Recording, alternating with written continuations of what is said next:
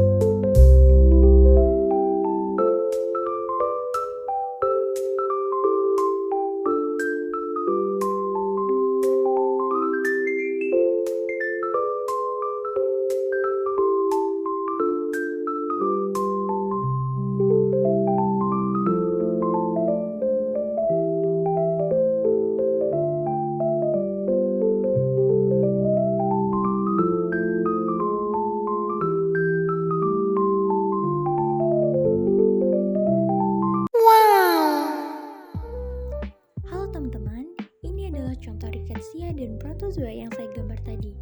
Selanjutnya, saya akan menjelaskan sedikit tentang apa itu riketsia dan protozoa.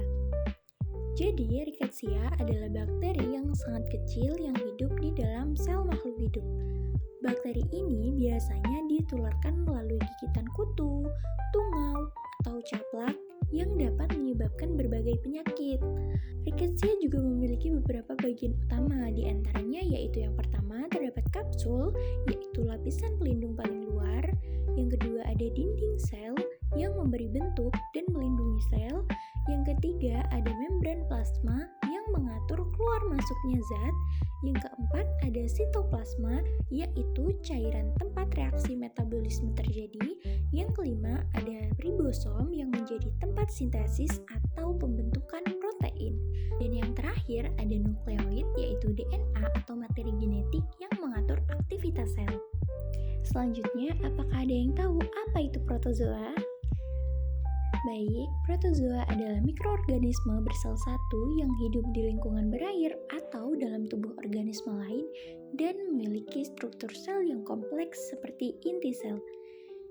Di sini saya gambar Euglena, yang dimana Euglena adalah contoh salah satu protozoa, di mana Euglena adalah organisme mikroskopis yang bersel satu yang hidup di air tawar, seperti pada kolam dan selokan. Euglena juga termasuk protista yang memiliki ciri gabungan tumbuhan dan hewan. Untuk itu, Euglena juga memiliki beberapa ciri-ciri khusus, seperti yang pertama, bersel satu atau uniseluler. Yang kedua, memiliki kloroplas untuk berfotosintesis. Yang ketiga, memiliki flagellum untuk bergerak. Dan yang keempat, memiliki bintik mata atau stigma untuk mendeteksi cahaya. Dan yang terakhir, hidup di air seperti kolam atau genangan.